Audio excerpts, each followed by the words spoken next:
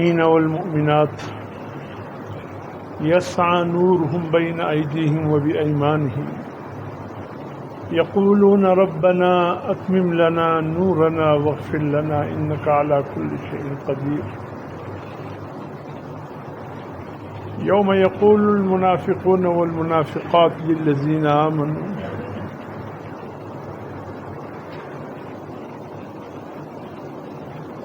صدق اللہ العظیم۔ میرے محترم دوستو، اللہ کا یہ کلام جو قرآن مجید کی صورت میں ہمارے درمیان موجود ہے، عجیب کلام ہے۔ اللہ رب العزت نے ہر دور کے انسانوں کی رہنمائی اس قرآن کے ذریعے فرمائی، اس انداز سے کہ کوئی تشنگی باقی نہ رہے، نہ دنیا کی زندگی کے حوالے سے، نہ قبر حشر پلصراط کے حوالے سے، نہ اللہ تک پہنچنے کے بعد بھی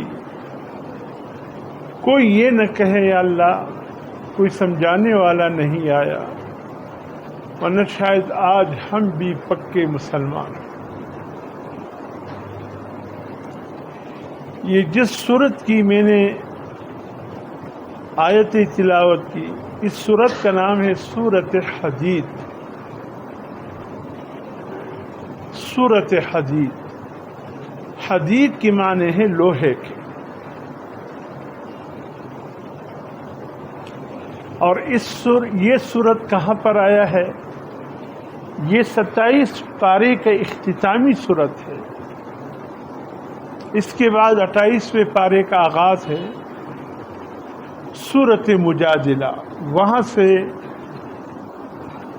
پھر سورہ آخر شروع ہوتا ہے۔ سورۃ حدید قرآن حکیم کی 57ویں سورت ہے۔ سب یہاں 57ویں سورت ہے،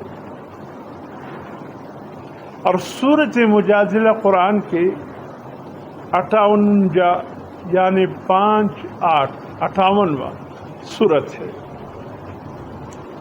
یہاں پر سورت کے حساب سے قرآن مجید کا نصف ہے، درمیان۔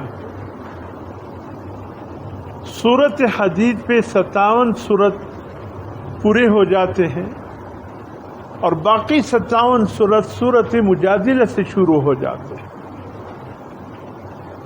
گویا 27 پاروں میں 57 سورت، اور باقی 3 پاروں میں بھی 57 سورت۔ یہ بالکل بیچ ہے، درمیان۔ گویا ہم جب 27ویں پارے کو مکمل کرتے ہیں، ابھی تک 28ویں کا آغاز نہیں ہوا ہوتا ہے۔ سمجھ لیجئے کہ ہم نے سورت کے اعتبار سے قرآن کو نصف پڑھ لیا۔ جس طرح سبحان الذی اسریٰ پارے پر نصف قرآن پاروں کے حساب سے پورا ہوتا ہے، اور آخری نصف قال الم اقل لک سے شروع ہوتا ہے۔ یا جس طرح قرآن حکیم حروف کے اعتبار سے سورۃ کہف کے دوسرے رکوع میں ایک لفظ ہے وَلْيَتَلَطَّفْ، وَلْيَتَلَطَّفْ، یہ لفظ اصحاب کہف کے منہ سے نکلے تھے۔ یہاں پر حروف کے اعتبار سے وَلْيَتَلَطَّفْ، یہ طوا پر حروف کے اعتبار سے قرآن نصف مکمل ہو گیا، اور لطف یعنی اس کا درمیان، اس سے آگے آخری نصف حروف کے اعتبار سے شروع ہوتا ہے۔ جس وقت اصحاب کہف بیدار ہوئے، اللہ نے 309 سال ان کو سلایا، موت نہیں دی، سلایا۔ انسان کی جسم میں روح کی 2 حیثیتیں، ایک روح حیوانی ہے، ایک روح جسمانی ہے۔ جب انسان سوتا ہے تو روح جسمانی سمجھ لیجئے یا اللہ کا وہ اہم حکم سمجھ لیجئے، روح کے حوالے سے وہ انسان کی بدن سے نکل جاتا ہے۔ اور روح جسمانی کا ایک حصہ انسان کی روح کے ساتھ باقی رہتا ہے۔ نیند کی حالت میں انسان اپنے آپ میں نہیں ہوتا، اس لیے نیند کو حضور صلی اللہ علیہ وسلم نے موت کا بہن یا بھائی قرار دیا ہے۔ یہ موت کا بھائی سمجھ لیجئے، موت کا بھائی ہے یہ نیند۔ اسی روح جسمانی کے حوالے سے انسان سانس لیتا ہے، نیند میں کروٹ بدلتا ہے، اس کو پتہ بھی نہیں چلتا کب کروٹ تبدیل کرنا ہے، جسم خود بخود کروٹ تبدیل کرتا ہے۔ اگر ایک ہی کروٹ پر سو جائے تو انسان کا بدن مٹی کا آ جاتی ہے۔ اس لیے کروٹ تبدیل کرنا یہ ایک انسان کا حق ہے اگر نیند کی حالت میں۔ اگر جسم کا یہ حصہ روح جسمانی نکل جائے پھر تو انسان مردہ ہو جاتا ہے، پھر نہ کروٹ بدلنے کی ضرورت ہے، پھر ختم ہو چکا ہوتا ہے۔ اللہ پاک نے اصحاب کہف میں، یہ قرآن پاک میں اصحاب کہف میں جو لکھا ہے وَتَحْسَبُهُمْ أَيْقَاظًا وَهُمْ رُقُودٌ وَنُقَلِّبُهُمْ ذَاتَ الْيَمِينِ وَذَاتَ الشِّمَالِ۔ جب تو دیکھے اصحاب کہف کو جس وقت سونے کی حالت میں تھے تو کہے گا یہ جاگ رہے ہیں، اس لیے اللہ پاک کبھی ان کو دائیں کروٹ پہ کرتے ہیں، کبھی بائیں کروٹ۔ اب دائیں بائیں کروٹ پہ ہونا یہ انسان کا کام ہے، مردے کا کام نہیں ہے۔ تو اللہ رب فرماتے ہیں تو یہ سوچے گا کہ یہ سوئے ہوئے ہیں، لیکن حقیقت میں یہی محسوس ہوگا نہیں جاگ رہے، کروٹیں تبدیل کر رہے۔ وَكَلْبُهُمْ بَاسِطٌ ذِرَاعَيْهِ بِالْوَسِيدِ، اور کتا اصحاب کہف کے بالکل وہ کہف غار میں داخل ہونے کی جگہ پر یہ کتا پاؤں پہ لا کر کے بیٹھا ہے۔ جو چرواہے کا کتا ان کے ساتھ روانہ ہو گیا تھا، بہت کوشش کی رک جائے لیکن کتا نہیں رکا۔ یہ سب ایک وظیفہ بھی ہے۔ وَكَلْبُهُمْ بَاسِطٌ ذِرَاعَيْهِ بِالْوَصِيدِ وَكَلْبُهُمْ بَاسِطٌ ذِرَاعَيْهِ بِالْوَصِيدِ، جہاں آپ کو یقین ہو کہ یہاں خونخوار کتا ہے، وہ مجھے کاٹ لے گا، یا کوئی خونخوار کتا میرے پیچھے آیا، یہ الفاظ فوراً پڑھے کتا واپس ہو جائے گا۔ وقت نہیں ہے ورنہ میں بتاتا کہ میرے ساتھ کیا واقعات پیش آئے اس حوالے سے، اور میں نے یہی الفاظ ذہن کو حاضر کر کے پڑھے۔ خونخوار کتے جو باہر یورپ سے لائے گئے، ظاہری شکل بیڑیوں کا تھا، لیکن جب وہ بونگتے پتہ چلتا کہ نہیں یہ کتے ہیں۔ بیڑیا کا بولنے کا انداز اپنا ہے، کتوں کا اپنا ہے۔ یہ جب بولیں گے تو اندازہ ہوگا یہ الگ مخلوق ہے، یہ الگ مخلوق ہے، ورنہ دیکھنے سے تو ایسا محسوس ہوگا کہ شاید یہ بیڑیا ہے۔ لیکن وَكَلْبُهُمْ بَاسِطٌ ذِرَاعَيْهِ بِالْوَصِيدِ، اتنے عجیب الفاظ ہیں، میرے خود آزمائے ہوئے ہیں۔ اللہ نے خونخوار کتوں سے ہمیں بچایا انہی الفاظ کی وجہ۔ وقت کی کمی ہے، یہ حضرات بھی کام ہوگا۔ صرف ایک واقعہ میں بتاتا ہوں کہ اللہ نے ان الفاظ کی بدولت مجھے کیسے بچایا۔ بلیلی مل میں تھا میں، وہاں میرے اچھے خاصے وقت گزر گیا۔ بلیلی اب جو یونیورسٹی بنی ہوئی ہے، میں صبح کے وقت اکثر چکر لگا کر آتا 10 بجے کے قریب، 9 بجے 10 بجے۔ اچانک میں ایک دن شدید نیند میں، تو درس قرآن سے فارغ ہوا، پھر میں نے کہا چائے پیتا ہوں، وہ چائے بھی رہ گیا، نیند کا غلبہ تھا، میں سو گیا۔ 10 سوا 10 بجے میں جاگا، پھر یہ دل میں آیا کہ اب کیا چائے بنانا ہے اس وقت، چلو چلتا ہوں بازار کی گھر، یا والد صاحب ہے وہاں چائے پی لوں گا۔ میں اس وقت نکل آیا، کچھ نیم خوابیدہ حالت میں تھا، نیم خوابیدہ حالت میں نکل آیا۔ وہ بلیلی مل کا مین گیٹ ہے، وہاں مزدور بھی کھڑے تھے، بہت اچھے خط تعداد، کچھ وہ دکاندار تھے مال لینے کے لیے جا رہے تھے، وہ بھی اپنے موٹر سائیکلوں پر کھڑے تھے، میرے ساتھ موٹر سائیکل بھی۔ میں اس پر روانہ ہوا. یہ جو جم گٹھا تھا میں حیران تھا یہ کیوں جم گٹھا کرا. اس میں کچھ ہمارے اچھے لوگ تھے, ان کی آوازیں میں نے سنی اس طرح جیسے کنویں میں کوئی مجھ سے باتیں کر رہا ہے. دماغ خوابیدہ تھا. قاری صاحب مخمزہ, قاری صاحب مختمزہ. میں سمجھا کہ یہ آواز کوئی کنویں میں ہے مجھے دے رہا ہے. وہ جم گٹھا تھا, وہ مجھے کہہ رہے تھے قاری صاحب آگے مت جاؤ, قاری صاحب آگے مت جاؤ. اور مجھے اندازہ نہیں تھا کہ یہ آواز کہاں سے آ رہی ہے. ذہن خوابیدہ تھا. اچھا اس مل کے آگے ابھی بھی ہے کچھ اچکزئی کے 1-2 گھرے تھے. دشمنی میں وہ چمن سے باہر ہو گئے. یہاں آ کر انہوں نے اپنے لیے جگہ بنائے. اچکزئی کون سے چمن سے تعلق رکھتے تھے. انہوں نے ایک خونخوار کتا پال رکھا تھا. خونخوار اس لیے کہ دشمنی تھی, تو دشمنی میں عام طور پر لوگ کتا بھی پال لیتے ہیں, اسلحہ بھی رکھتے ہیں. ٹھیک ہے. وہ کتا کہیں گھر میں ان سے کھل گیا. اس نے اس روڈ کو اپنے قبضے میں لے لیا. اللہ کی طرح اب مجھے پتہ نہیں چلا. اب وہاں سے بھی آواز آ رہی ہے, وہ اچکزیوں کے گھر سے ملازمین سے آواز دے رہے تھے قاری صاحب پہ مخمر آزا, قاری صاحب پہ مخمر آزا. یہ بھی ذہن خوابیدہ تھا, یہ کیوں مجھے آواز دے رہے ہیں. پہلے بھی کچھ ایسا آواز سننے دے. جب میں نے دیکھا روڈ پر سامنے خونخوار کتا بالکل تیار تھا اور حملے کے لیے تیار تھا, میں رک گیا. اب بات تو سب سمجھ میں آ گئی, لیکن اب کیا کرتا, اب مقابلے کرنا باقی رہ گیا تھا. تو اس وقت میرے ذہن میں فوراً یہ آیا کہ وَكَلْبُهُمْ بَاسِطٌ ذِرَاعَهُ, اتنا ذہن نے کام کیا. وَكَلْبُهُمْ بَاسِطٌ ذِرَاعَهُ وَكَلْبُهُمْ بَاسِطٌ ذِرَاعَهُ بِالْوَسِيلِ. یہ مسلسل پڑھ رہا تھا. اچانک وہ کتا بڑا ہی ایسا تھا, میں اس کو بیڑیا سمجھ بیٹھا. بالکل بہت خون, باہر سے یورپ سے منگوایا تھا.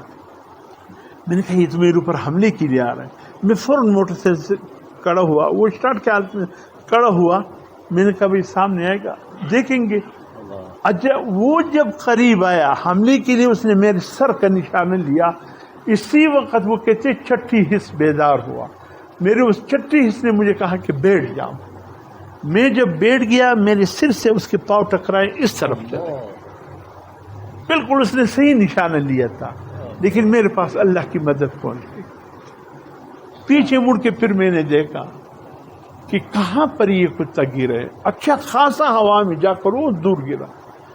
اب وہاں سے گیا وہ گیٹ سے روڈ کی طرف. میں نے دیکھا کہ بسیں, مزدا, پشین, کچلا کے سب رکے ہوئے. ورنہ سوشل میڈیا کا دور نہیں تو شاید کئی ویڈیو بن جاتے. یہ خدمت بعد میں کرتے, ویڈیو پہلے بنتا ہے. ایک انسان تڑپ رہا ہوتا ہے, وہ ویڈیو بنا رہا ہے. بھائی اس کو اسپتال پہنچاؤ تو ویڈیو بنا رہے.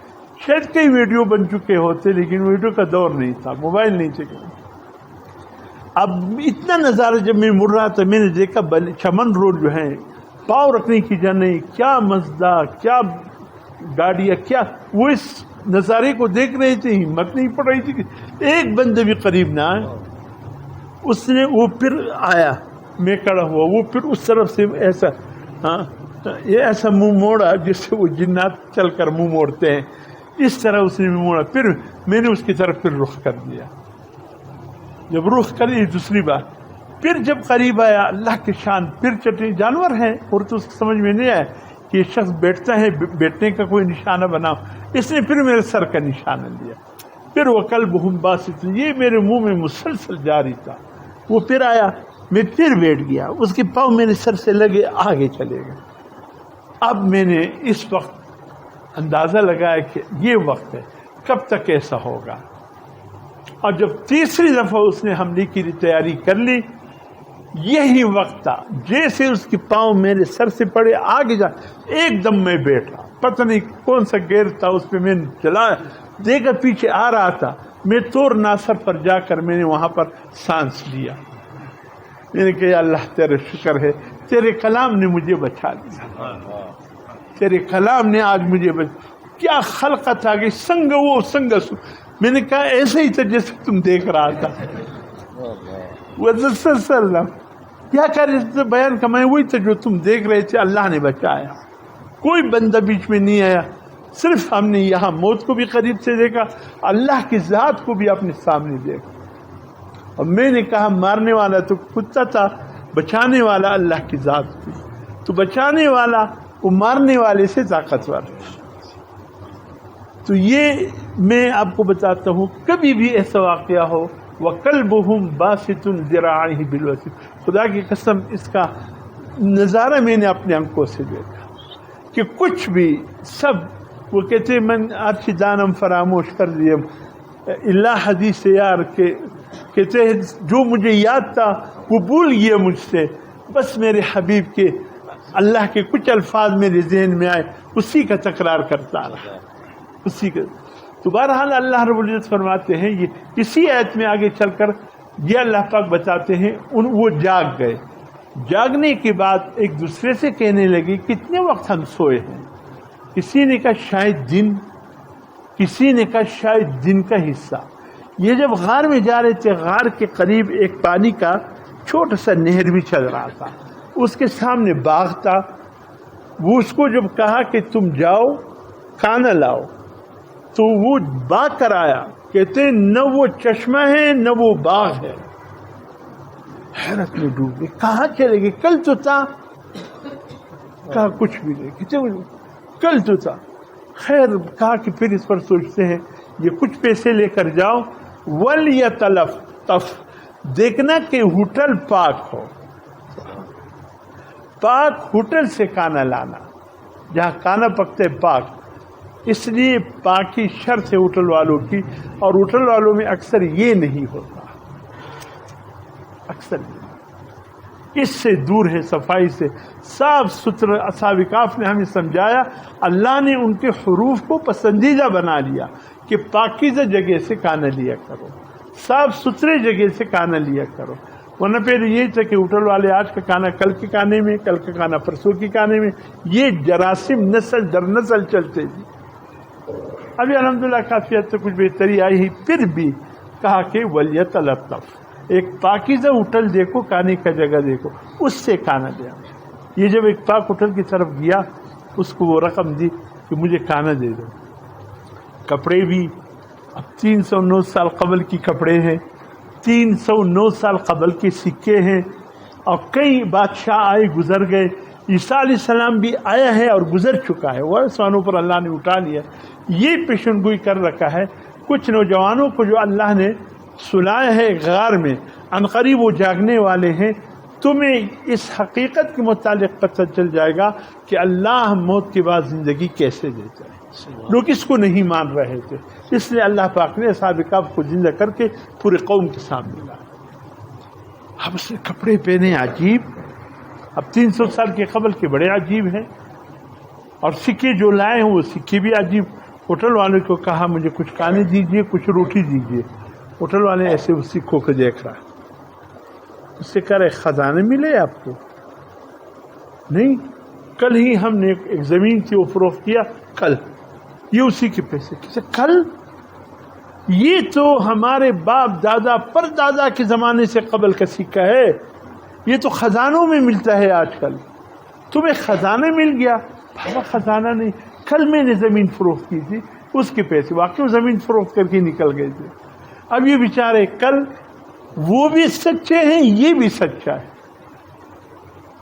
یہ بھی کہہ رہے کل، واقعی کل جس وقت نکلے تھے ایک رات ہی کہتے ہم نے گزاری، تو کل کی بات ہے ہم نے زمین فروخت۔ اور جو ہوٹل والے سے کہہ رہے ہیں وہ کہہ رہے ہیں نہیں تمہیں خزانہ ملا ہے، یہ سکے تو ہمارے پردادا اس کے دادا کے زمانے کے سکے ہیں، تمہارے ہاتھ کیسے لگے؟ اب ظاہر ہے جہاں تو میں ہوں، ایک آئے گا کھڑا ہوگا سسویدی، بل دوسرا آئے گا کھڑے، کیا ہوا ہے؟ اور کیا ہوا ہے سسویدی، اس میں جمع غفیر جمع ہو جائے گا۔ لوگ کہیں گے یہاں یہ عجیب الخلقت انسان ہے، کیسے کپڑے پہن رکھے؟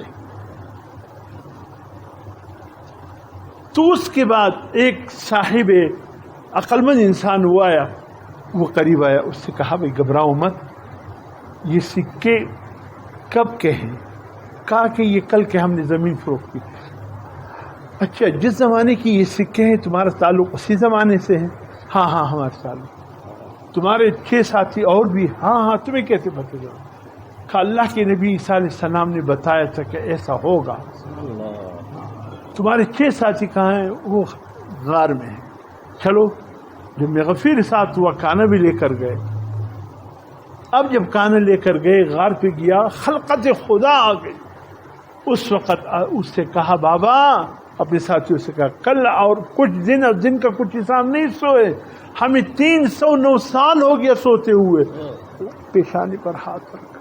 309 سال ہم سوتے نہیں. کہا بس پھر کہا کون ہے؟ کہتے وقت کا علاقے کا گورنر بھی ساتھ ہے، ذمہ داران ساتھ ہے، ایک خلقت خدا ہے، تم لوگوں سے ملنا چاہتے ہیں، مجھ سے تو مل گئے. بس پھر اس نے کہا ان سے کہہ دو الوداع. غار کے کنارے یہ جو کانا لے کر آیا تھا سب کو کہا اللہ حافظ اللہ حافظ، بس ہم جا رہے ہیں، ملنے کی کوشش نہ کرنا. اسی دوران یہ بھی سو گیا. اللہ نے ان کی روح لے لی. بھی جاگ گیا تھا، وہ بھی جاگ گیا تھا، وہ بھی ساتھ سو گیا. حضور صلی اللہ علیہ وسلم فرماتے اسی غار میں ہے لنتخذن علیہم مسجدا. اس وقت لوگوں نے اس کے غار کے قریب ایک مسجد تعمیر کر دی. تو یہ یہاں پر اللہ رب العزت نے یہ فرما دیا کہ یہ میرے قدرت کی.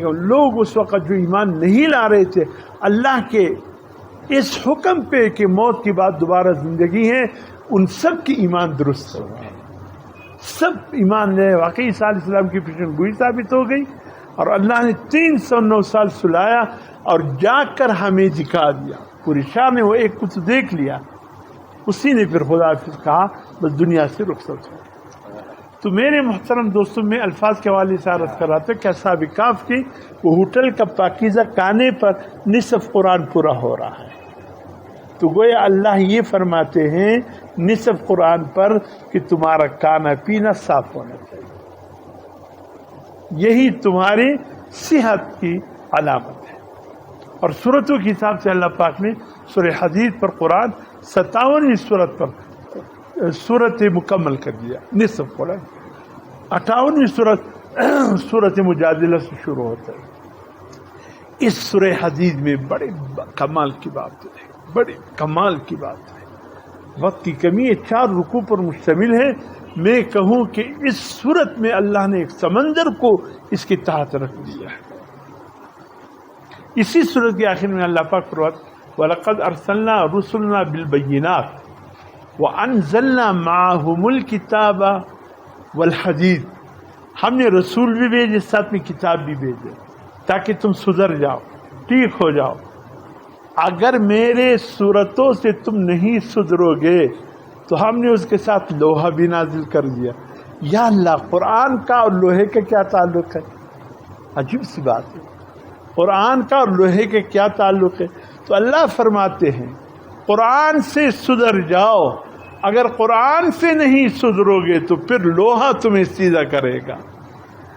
لوہے سے تلوار بنتے ہیں، لوہے سے وہ زنجیریں بنتے ہیں، لوہے سے توق بنتا ہے، لوہوں سے سب کچھ لوہے سے بنتا ہے جو مجرم کے لیے ضروری ہے، وہ چیزیں لوہے سے بنتے. اللہ فرماتے اگر قرآن سے نہیں سدھرے گے پھر لوہا تمہیں سدھارے گا. یہاں اللہ پاک نے بڑی اہم بات ذکر فرما دی کہ قرآن سے سدھر جاؤ. تو سورہ مجادلہ جو ساتھ میں ہے، سبحان اللہ، عجیب صورت ہے. اس صورت کے ہر آیت میں واللہ اللہ واللہ اللہ، ہر صورت میں لفظ اللہ ہے. جا کر دیکھ لینا. اگر کسی آیت میں اللہ نہ ہو آ کر مجھے کہہ دینا قاری صاحب وہاں تو اللہ نہیں. ہر آیت میں اللہ کم از کم 1 دفعہ تو ہے، ورنہ بعض آیتوں میں 2 دفعہ، بعض آیتوں میں 3 دفعہ، بعض آیتوں میں 4 دفعہ بھی اللہ آیا ہے. سورہ مجادلہ کے پڑھ لیجئے، دیکھ لیجئے. اللہ فرماتے ہیں مجادلہ میں قرآن نصف پڑھ کر ابھی بھی تم نے اللہ کو نہیں پہچانا. یہ صورت ہم سے کہہ رہے ہیں مجادلہ، اس اللہ کو تم نے ابھی بھی نہیں پہچانا جس کے قرآن پڑھتے پڑھتے نصف صورتوں تک پہنچ گئے ہو، ابھی بھی وہ اللہ تمہاری سمجھ میں نہیں آیا. کب وہ اللہ تمہاری سمجھ میں پھر آئے؟ یہاں اللہ کے عظمت کا ذکر ہے، اس صورت میں اللہ کی بڑائی کا ذکر ہے، اللہ کی الوہیت کا ذکر ہے، اللہ ہر چیز پر غالب ہے، اس کا ذکر ہے. بس اللہ ہی اللہ ہے، اللہ کے مقابلے پر وہ کچھ بھی نہیں. اس لیے صلحاء علماء اولیاء یہ کہتے ہیں اپنی دل پر محنت کرو تاکہ تمہارا یہ دل اللہ کے عظمت کا قائل بنے، تمہارا یہ دل اللہ کے احترام کا قائل بنے. جب اس دل میں اللہ کی عظمت آ جائے گی پھر پتہ چلے گا کہ واقعی اللہ کی ذات ہی ہے، باقی اللہ کے مقابلے پر کچھ نہیں. اللہ کی طاقت ہی طاقت ہے. خدا کی قسم اب یہ طوفان آیا ہے، پورا دنیا عاجز ہے، کیا کرے اس کا. لوگ بے بسی کے عالمی کناروں پر اب بھی پڑے ہیں، کیا کرے، کدھر جائے. اتنے کسی کے پاس طاقت نہیں وہ پانی زمین سے نکال کر. بعضوں نے تو یہاں تک کہا ہمیں کچھ بھی نہیں چاہیے، بس ہماری زمین سے پانی نکال دیں. کیسی بے بسی ہے حکومتوں کا. اللہ کے مقابلے پر ہے کوئی طاقت؟ جو کچھ مہینے 2 مہینے ہو گئے بیچارے کس حالت میں. خدا کی قسم ہم تو صاف ستھرے کے مکان میں جو ہے رہتے ہیں، کچھ دیر کے لیے ان بیچاروں کا تصور کیے جن پہ مچھروں کی بھی بہتات ہے، مکیوں کی بھی بہتات ہے، سانپوں کی بھی بہتات ہے. ترس رہے بس ایک خیمہ دے دو ہمارے بچے اس میں رہے، یہ پانی اتار دو. دنیا کی کوئی طاقت اس پانی کو اتار نہیں سکتی. ابھی بھی اللہ کو نہیں پہچانا، اللہ کو ابھی بھی نہیں پہچانا. کوئی ایک جگہ مسجد میں ایک مولوی صاحب تھے، 5 وقت نماز دے دیتے، کوئی ایک مقتدی آتا، کوئی ہے بھی نہیں اس گاؤں. وزیر ابلاغ کی نمائندہ پہنچا، آپ کیا کر رہے؟ کہا میں اس مسجد کے امام تھا. تو آپ کیا کر رہے؟ ہم بس 5 وقت اللہ کے نام کی عظمت کی ڈنکا بجا رہے، اذانیں دے رہے اپنے وقت پر، تاکہ لوگوں کو بتا رہے مت ڈرو اللہ تو ہے ساتھ، ایک دن رحم اللہ فرما دے گا. یہ سب چاروں طرف پانی ہی پانی. بے بسی کا عالم ہے، ایسی بے بسی ہے کچھ نہیں کرتا. کس طرف جائے نکلے کس طرف. خدا کی قسم ان کے لیے بس دعائیں کرو، دعائیں. ہمارے پاس اور کچھ بھی نہیں ہے. ہمارے جن کے پاس ہے انہوں نے روکا ہے، جو دینے والے ہیں ان کا حال کیا ہے آپ سب کے سامنے. بے بسی ان کی دیکھی نہیں جاتی. بس یہ دعا کرو یا اللہ ان پہ رحم فرما، یا اللہ ان کے ساتھ عافیت کا معاملہ فرما، یا اللہ ان کو بیکاری بننے سے بچا. کچھ ملا ہے وہ کسی کچھ بھی نہیں. کہاں گئی ہے امداد اللہ کے نام پہ جو تمہارے پاس ہے؟ ایسا کوئی ایک آدم ایسا ملا ہوگا 100 میں جو کہتے ہیں اللہ کا فضل ہے کچھ نہ کچھ راشن آ گیا، باقی سب کہتے کچھ نہیں. یا اللہ کیسی بے بسی کا عالم ہے. یا اللہ کیسے وہ ایسے مقام پہ رہتے اپنے آنکھوں سے دیکھ رہے اپنے گھر بار کو در بدر ہوتے ہوئے، ٹوٹتے ہوئے اپنے آنکھوں سے. اللہ سے ایک دعا تو کر لے کہ اللہ ان پہ کرم رحم کرنا. اللہ ہم عمل کی توفیق نصیب فرمائے. تمام حضرات مل کر سب سے ضرور شریف فرمائے.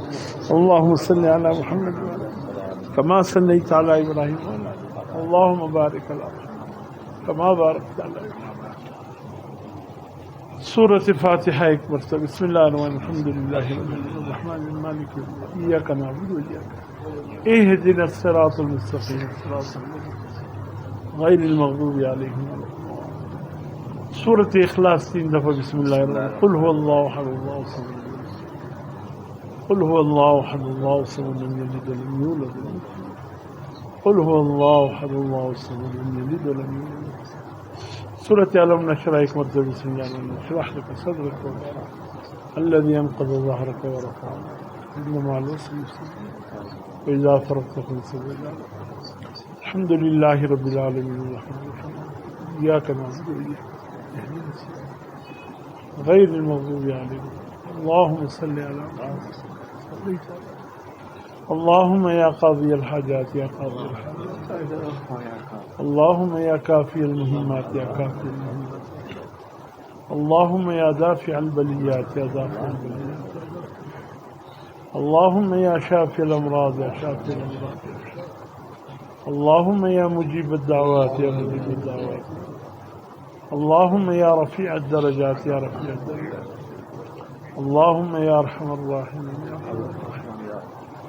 اللهم صل على محمد وعلى آله والله ذو فضل على المؤمنين والله ذو فضل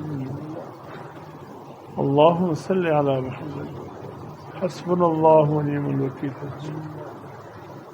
اللهم صل على محمد إنا لله وإنا إليه راجعون اللهم صل على محمد. ذکر جہری و لسانی ہوا. اب کچھ دیر کے لیے اپنے دل میں اللہ کو یاد کیجیے. ہمارے یہ دل اللہ کی یاد کا مرکز ہے. یہ دل بنے گا تو قلب سلیم بنے گا، یہ دل بنے گا تو قلب منیب بنے گا.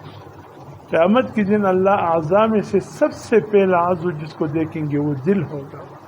دیکھیں گے کہ یہ میرے ذکر سے لبریز تھا کہ خالی خالی آیا. اللہ اکبر. اگر یہ دل اللہ کے ذکر سے لبریز تھا، اللہ فرمائیں گے میرے یہ بندہ سالم دل لے کر آیا ہے، محفوظ دل لے کر آیا ہے. یہ ہر قسم کے داغ سے پاک ہے، بے داغ دل لے کر آیا ہے، قلب سلیم لے کر آیا ہے، قلب منیب لے کر آیا ہے.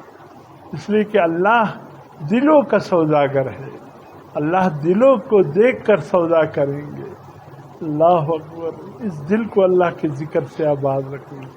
اللہ اللہ اللہ.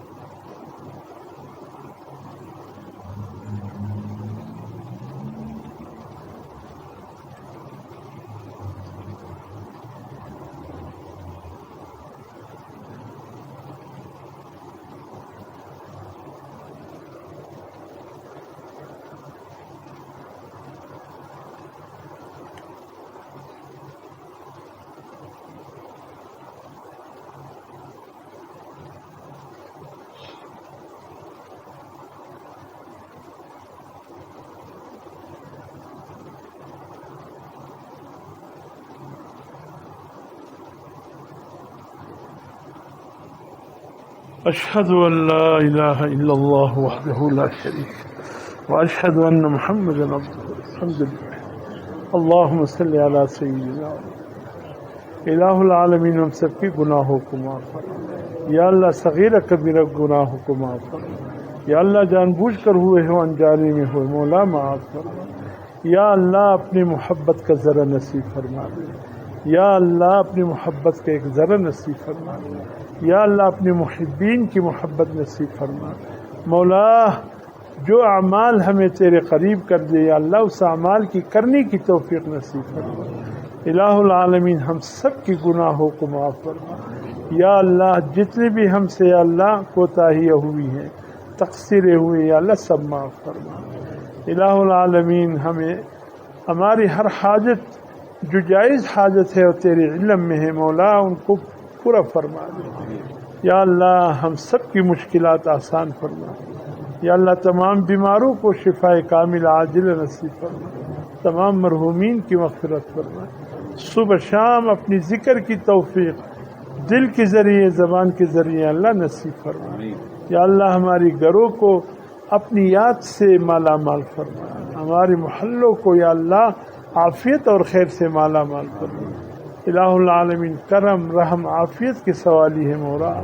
ہم بڑے گناہگار ہیں یا اللہ. اگر تو نے ہمیں معاف نہیں کیا تو ہم کہاں جائیں گے مولا. تیری ہی ذات ہے، تو عظیم ہے، احکم الحاکمین ہے، تو رزاق ذو القوت المتین ہے. یا اللہ تیری ذات ذو الجلال والاکرام ہے مولا. ہم بے بس ہے، ہم گناہگار ہے. یا اللہ جیسے تو نے کہا ہم نے ویسے نہیں کیا. زندگی عبث گزر گئی مولا. تو کرم فرما، رحم فرما، عافیت اور خیر کا معاملہ فرما. الہ العالمین سندھ بلوچستان کے جن خطوں میں سیلاب آئے اور ابھی تک بے بسی کے عالم میں یہ مخلوقات دیکھ رہے، یا اللہ ان کی زمینوں کو جلد از جلد یا اللہ پانی جذب کرنے کی صلاحیت نصیب فرما. یا اللہ ان لوگوں کو جو در بدر ہو گئے یا اللہ ان کو اپنے گھروں میں آباد فرما. یا اللہ ان پہ رحم فرما، کرم فرما. یا اللہ ان سے درگزر فرما دے. یا اللہ ان سب سے درگزر فرما دے. صلی اللہ تعالی علی خیر خلق. جزاکم اللہ خیر.